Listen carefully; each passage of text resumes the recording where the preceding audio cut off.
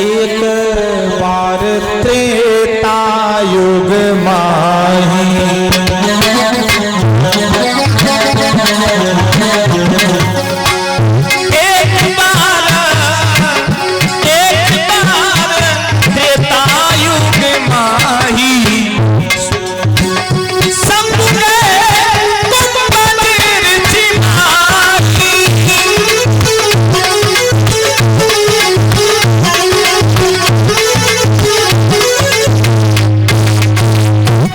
एक बार त्रेता युग माही, असंभु गए कुंभज ऋषि माही।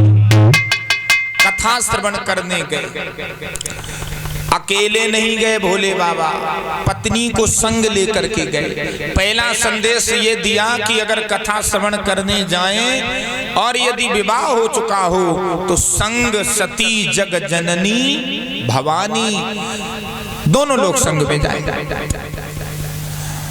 गए कुंभज ऋषि ने परीक्षित जी जैसे ही आते देखा तो कुंभज ऋषि अपने व्यास आसन पर खड़े होकर के श्री भोले बाबा को प्रणाम कर दिया। भोले बाबा को प्रणाम किया तो सती जो थी उन्हें शंका हो गई। शंका, और शंका तो वितर्की व्यक्ति को होती है। हाँ, वितर्की व्यक्ति सदैव शंका वाली बात करेगा। अब वितर्की होता कौन है? जो कथा को मन से श्रवण नहीं करता है और उस पर प्रश्न करता है। बोले काहे के भगवान? अरे वो तो कपड़े चुराए उन्होंने, माखन चुराए, भगवान कन्हैया भगवान बताते हो। लेकिन शायद उन्हें मूर्खों को मालूम नहीं है। अरे तुम क्या समझ पाओगे?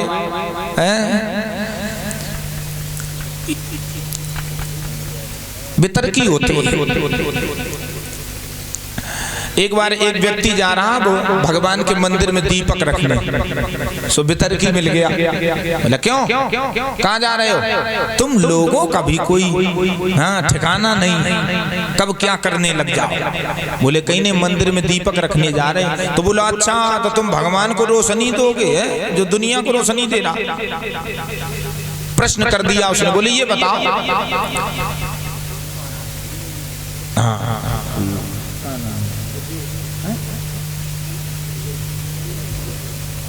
और ये हमारे चाचा ब्रजेंद्र शर्मा जी, इनकी ओर से 100 पुष्पमुद्राएं भागवत जी में समर्पित हुई हैं। भगवान से प्रार्थना करते हैं दीर्घायु सुख शांति, भगवान समाज में सम्मान आदर सम्मान पाते रहे, यही कामना करते हैं। तो उस व्यक्ति ने पूछ दिया ये बताओ, ये दीपक जो लिए जा रहे हो इसमें ज्योति है जो, ये कहां से आई? अब बताओ परीक्षित जी, अगर वो कहता कि माचिस की तिल्ली से आई तो वो पूछेगा माचिस की तिल्ली में कहां से आई, कहां का तो अंत ही नहीं। सो उस व्यक्ति ने फूंक मार करके बुझा दिया दीपक। सो बोला क्यों बुझाया, क्यों? सो वो भी होशियार था, उसने कहा सुनो ये बताओ, ये दीपक की ज्योति जो जल रही थी हमने बुझा दी, गई कहां? वितर्की से पूछ दिया ये गई कहां? अब तुम बता दो गई कहां, वहीं से आई थी, अब जाओ निकलो। वितर्कियों का कोई वो नहीं। और शंका उसी को होती है जो कथा को मन से श्रवण नहीं करता। सती को पहले ही शंका हो गई कि बताओ ये कैसे वक्ता के पास हमें लाए हैं जो वक्ता श्रोता को प्रणाम कर रहा है। इतनी शंका हुई, सर्व कथा मुनि बर्ज बखानी, कथा प्रारंभ हुई।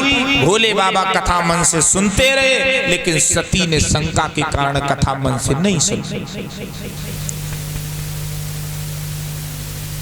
आज्ञा ली, जब पूर्ण कथा हो गई, सती जी और भोले बाबा चल दिए। वापस में जब आ रहे थे परीक्षित जी तो रास्ते में राम और लक्ष्मण को देखा भोले बाबा ने। वो समय कौन था?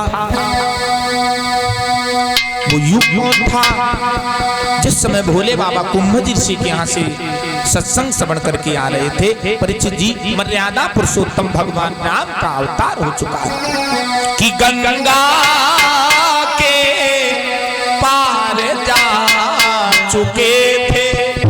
मंत्री सुमंत जो हैं गंगा जी के किनारे छोड़ करके राम जी को आए हैं और केवट के द्वारा राम जी गंगा जी पार हुए हैं।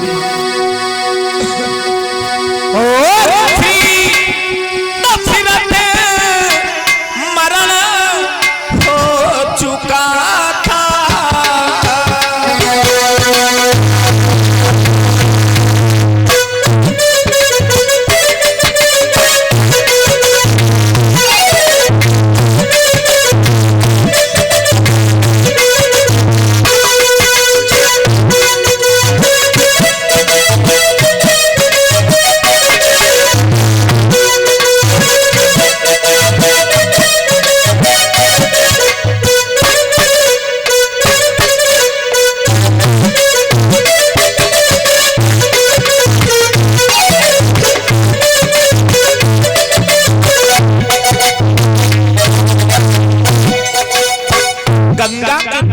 चुके हैं राम जी। तापस भेष विशेष उदासी 14 बरस राम वनवासी बन जा चुके हैं।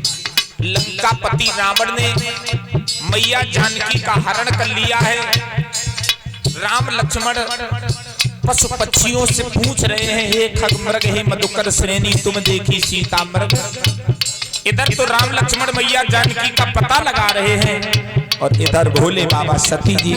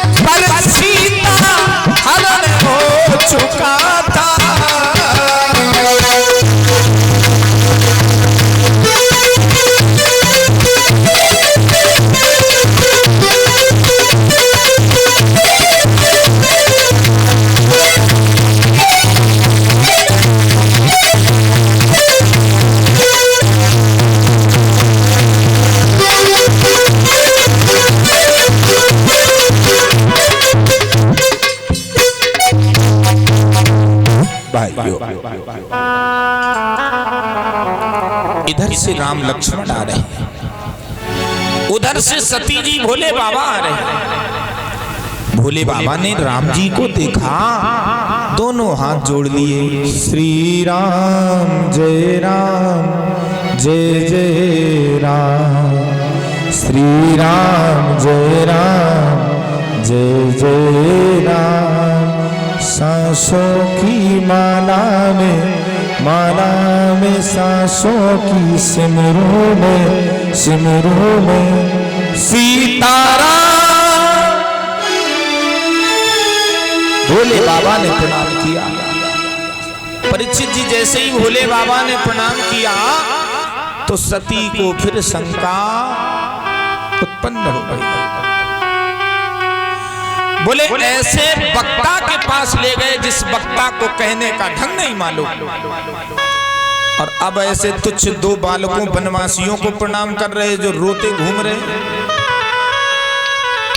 प्रश्न कर दिया भोले बाबा से, प्रभु ये तुच्छ वनवासियों को प्रणाम, शंकर जगतवंत जगदीशासुर नर मुन सब नामई सीसा, आपको तीनों लोकों के यक्ष किन्नर देवी देवता प्रणाम करते हैं और आप इन तुच्छ वनवासियों को प्रणाम कर रहे हैं।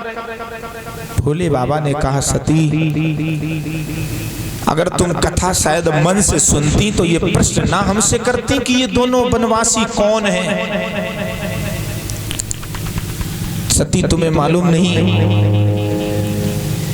ये भगवान नारायण के अवतारी हैं जो दशरथ जी के आंगन में 4 रूप लेकर के उत्पन्न हुए हैं। परीक्षित जी सती को विश्वास नहीं हुआ। भोले बाबा ने कहा, सती यदि विश्वास नहीं है, जो तुम्हारे मन अति संदेह हो तो तुम जाए परीक्षा ले लो। परीक्षित जी सती को अपनी पति की बात पर विश्वास नहीं रहा। वो स्त्री ही कैसी जिसे अपने पति पर विश्वास ना।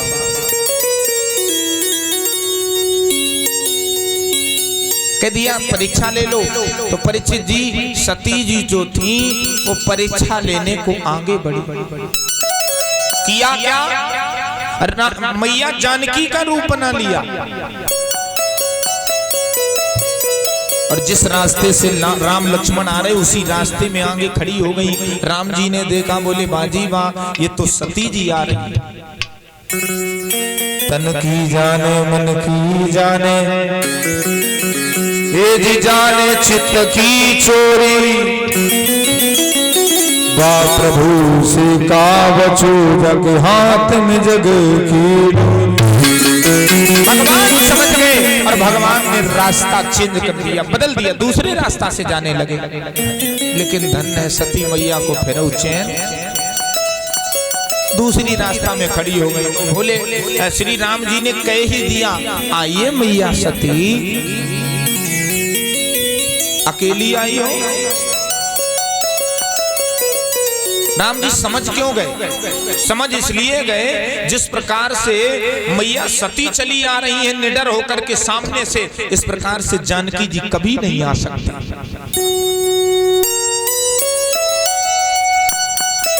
पूछा, भोले बाबा कहाँ हैं? अकेली चली आई आप? अरे हमसे कह दी, मैं खुद चला। सती ने सुना तो सती की जो शंकाएं थी सब दूर हो गई।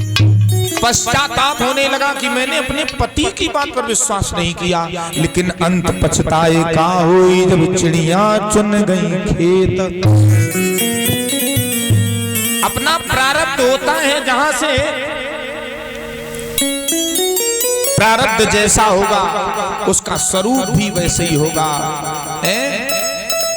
पहले अगर गलती कर दी तो बाद में पछताने से कुछ नहीं होगा, उसका फल तो भुगतना ही पड़ेगा। और एक गलती हो गई सती से, पति पर विश्वास नहीं किया। नेत्र बंद करके बैठी, भगवान राम की वो मनोहर झांकी, राम दरबार की झांकी सम्मुख आने लगी। नेत्रों को बंद करके सती बैठी, राम जी लक्ष्मण जी चले गए। अब सती जी कैलाश पर्वत आ गई। भोले बाबा ने पूछा, कहो सती, परीक्षा ले आई? सती झूठ बोले,